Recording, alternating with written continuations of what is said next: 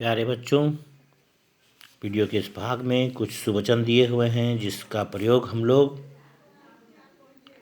जो है वह सुवचनानी के रूप में कर सकते हैं। तो सुवचनानी नाम भी है, यानी कि शनिवार को होने वाले जो हमारी प्रार्थना सभा है उसमें इसका प्रयोग हम लोग कर सकते हैं, तथा इन सुवचनों का प्रयोग हम लोग कक्षा में भी वार्तालाप के क्रम में कर सकते हैं। तो ये श्लोक हैं जो अच्छे वचन के रूप में माने जाते हैं। वह श्लोक उच्चारण के साथ इस प्रकार हैं। इसे सुने और समझने का प्रयास करें। नमन्ति फलिनो वृक्षाः नमन्ति गुणिनो जनाः शुष्क वृक्षाश्च मूर्खाश्च न नमन्ति कदाचन। यानी नमन्ति फलिनो वृक्षाः नमन्ति गुणिनो जनाः, जो फलदार वृक्ष होते हैं, जो फल से लदे हुए वृक्ष होते हैं, फल वाले वृक्ष होते हैं, वह फल के वजन से झुक जाते हैं, तथा जो गुणवान व्यक्ति होते हैं वह भी गुण के प्रभाव के कारण से झुक जाते हैं, यानी विनम्र हो जाते हैं। परंतु कहा गया है शुष्क वृक्षाश्च मूर्खाश्च न नमन्ति कदाचन, अर्थात परंतु जो सूखा हुआ वृक्ष होता है तथा मूर्ख व्यक्ति होता है वे लोग कभी नहीं झुकते, अर्थात सूखा वृक्ष और मूर्ख व्यक्ति कभी नहीं झुकते। इसके बाद है सुंदरोऽपि सुशीलोऽपि कुलीनोऽपि महाधनः शोभन्ते न विना विद्या विद्या सर्वस्य भूषणम।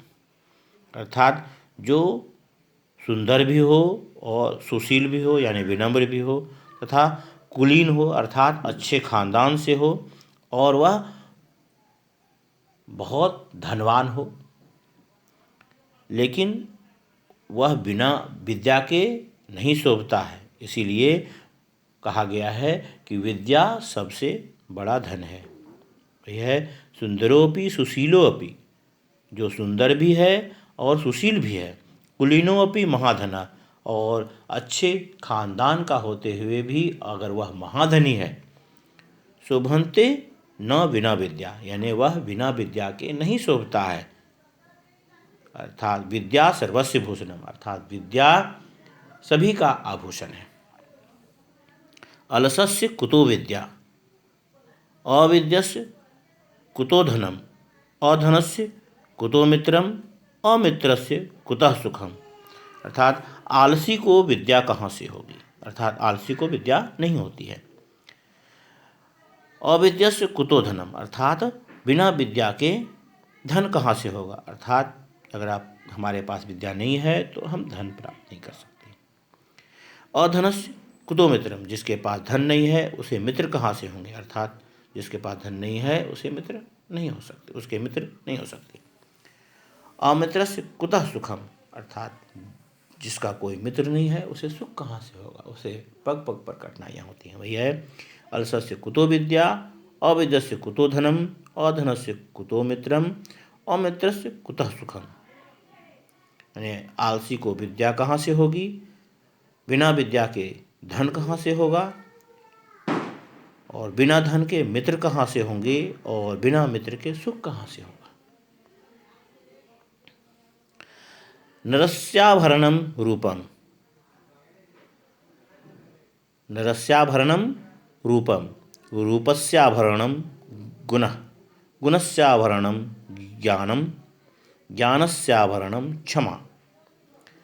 नरस्याभरणम रूपम, अर्थात मनुष्य का जो आभूषण है वह रूप है, अर्थात मनुष्य एक नज़र में देखने पर वह रूप से ही वह अच्छा लगता है। तो कहते हैं आदमी का आभूषण वह रूप है, और रूप का आभूषण गुण है। अगर मनुष्य रूपवान है और गुण नहीं है तो वह खराब माना जाता है। इसलिए कहा गया है रूपस्याभरणम गुणः, अर्थात रूप का आभूषण गुण है। मनुष्य का आभूषण रूप है और रूप का आभूषण गुण है। गुणस्याभरणम ज्ञानम, और गुण का आभूषण ज्ञान है। गुण तभी होता है जब हमारे पास ज्ञान होता है। कहने का अर्थ है कि वह मनुष्य तभी लगता है जब वह रूपवान है, तो वह मनुष्य अच्छा लगता है, और जो रूपवान है उसमें अगर गुण है तो वह और भी अच्छा, तभी वह रूपवान लगता है। और अगर उसके पास में ज्ञान है तभी वह गुणवान होता है, जिसके कारण से वह रूपवान भी लगता है। ज्ञानस्याभरणम क्षमा, और ज्ञान का आभूषण क्षमा माना गया है, इसलिए क्षमा सबसे बड़ा आभूषण है। इसके बाद जो श्लोक है वह है शैले शैले न माणिक्यम मौक्तिकम न गजे गजे। शैले शैले न माणिक्यम मौक्तिकम न गजे गजे, साध्वः साध्वः न ही सर्वत्र चंदनम न ही बने बने। अर्थात सभी पत्थरों में मणि नहीं पाया जाता। मणि जो सबसे कीमती पत्थर है माना गया है और बेशकीमती पत्थर है, तो शैले शैले न माणिक्यम, सभी पत्थरों में मणि नहीं पाया जाता। मौक्तिकम न गजे गजे, प्रत्येक हाथी में गजमुक्ता यानी जो हाथी के मस्तक में वह पाया जाता है, और वह बहुत ही बेशकीमती मोती होती है, मणि के समान होती है, और बस और उसे गजमुक्ता कहते हैं। तो वह हर एक हाथी के मस्तक में वह गजमुक्ता भी नहीं पाया जाता, यानी मौक्तिकम न गजे गजे। वैसे ही साधवः न ही सर्वत्र, साधु अर्थात सज्जन लोग को साधु माना गया है। साधु अर्थात सज्जन लोग कहते हैं, तो सज्जन लोग अर्थात साधु भी सभी जगह नहीं पाए जाते। चंदनम न वने वने, और चंदन भी हर एक जंगल जंगल में नहीं पाया जाता, यानी चंदन भी सभी जंगल में नहीं पाया जाता है।